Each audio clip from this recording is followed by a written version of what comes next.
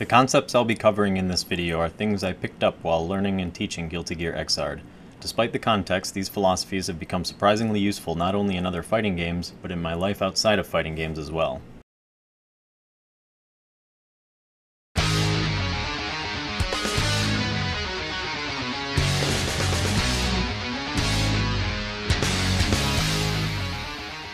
It is fair to expect a certain level of competency from a game developer to assist its audience in learning their game.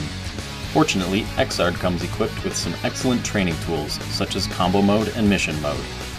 A good tutorial can get you so far, but for a game this involved, the challenges offered become a lot less fun when expectations aren't aligned with current capabilities. Nowadays, learning and fun are seldom found in association with one another, despite propaganda. Learning progress can be measured through testing, although to quantify something as subjective as fun undermines the very nature of it. Game designer 𝗵𝗃 wrote an excellent book called A Theory of Fun for Game Design that attempts to do exactly that. To summarize some of the book's key points, if we solve the mechanics of a game too quickly, we get bored and call it easy. If the mechanics aren't intuitively solvable within a reasonable amount of time, we become agitated. He proposes that there is a flow state between difficult and easy where we may not realize that we're learning, because it's fun.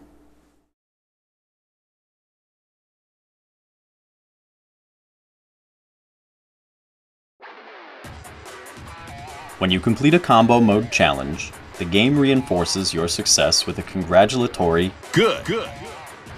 Combo mode provides a subtler form of positive reinforcement too.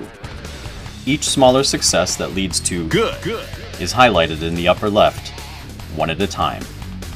Our goal is to complete the overall challenge, but through a more granular set of self-imposed rules first.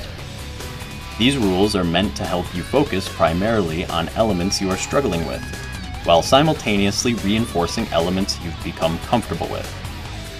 The rules are as follows. Perform the first hit in the combo, but no more. Sweet. After you've reset, land that single hit again, but no more.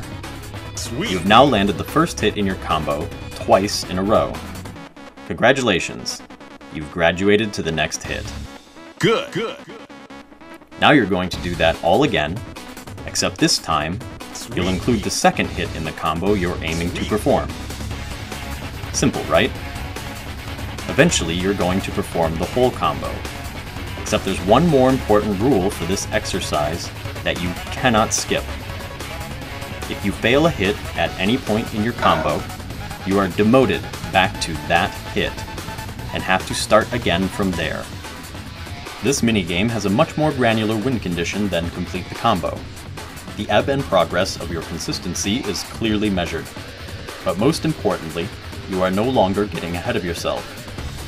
Some relevant applications are attempting to complete one of your character's combo mode challenges, recreating something you saw someone else perform, or cleaning up your inputs for more consistent execution.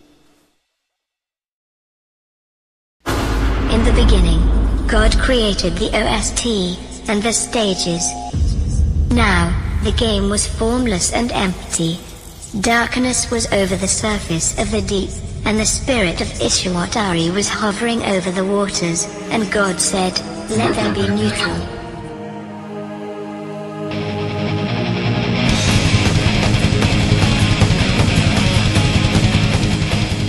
Landing an attack, blocked or not, gives us an advantage over our opponent. The advantage is that we've delayed our opponent's ability to play for a number of frames. Neutral is the state in which neither player has frame advantage over the other. Thematically, neutral is our efficiency and precision in movement. Good neutral lets me hit them more than they hit me.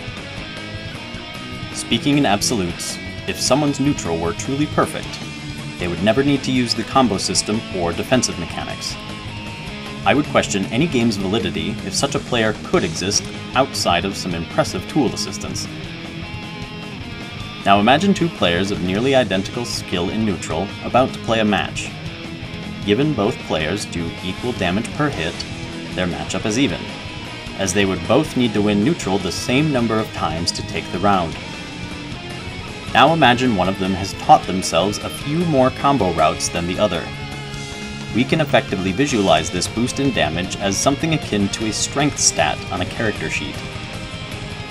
Their matchup has changed. The player who has improved their damage output doesn't need to win neutral as many times as the other. Something crucial is still missing though. If given the choice of dealing slightly more damage or knocking my opponent down, unless the damage will end the round, I would opt for the knockdown. A downed opponent affords you time to set up and position yourself to attack them as they are waking up, also known as 𝗀𝗘𝗅𝗍.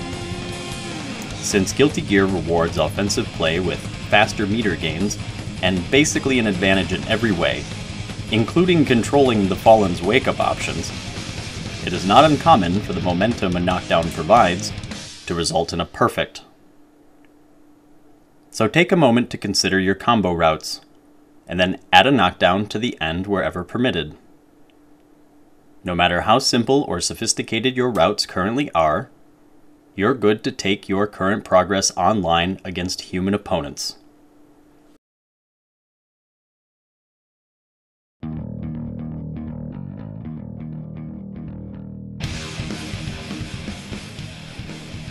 Adjusting perspective and personal expectations have become common themes. If there's one technique that should be taken from this video though, it's the phases of learning. These phases can be applied to nearly everything, and provide an additional layer of granularity that will help you understand where you're at with any concept you want to apply them to. They are defined as ignorance, understanding, recognition, application, and instinct. You'll use these to measure your personal progress with whatever challenge you're trying to overcome. The scale and complexity of the challenge you apply this to can range from air throwing on reaction to learning an entirely new character's kit. The point of applying these phases is that you're able to measure your progress in whatever you've chosen to learn next. To better explain each of them, I'll use a common scenario, learning about grounded overheads, or in this case, blocking Soul's 5D. What the fuck was that? Phase 0, ignorance, is first contact with a concept prior to understanding it. I hit you with dust, Guilty Gear's universal overhead.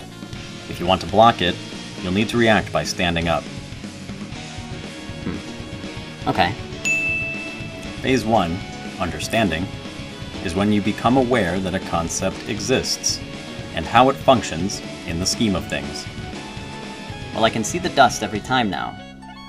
I'm still getting hit though, because I'm reacting way too late. Phase 2, recognition, is when you recognize the new concept in context, but haven't yet encountered it enough to properly respond. Phase 2 is where most of the frustration is found, as it's where you are aware of your own failures, but haven't reached the point of seeing any success yet. You'll need to have patience and remember that this is a process, and you're already halfway there.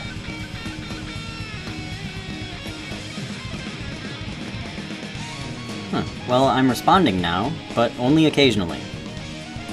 I think I'm starting to get the hang of this.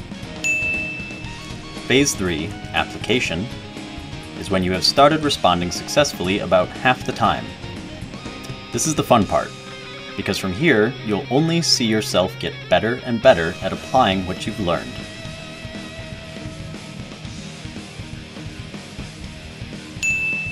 Phase 4, or instinct, is when responding to the concept is so second nature that it has practically become habit. At this point, you just need to be careful not to autopilot. Congratulations. Good.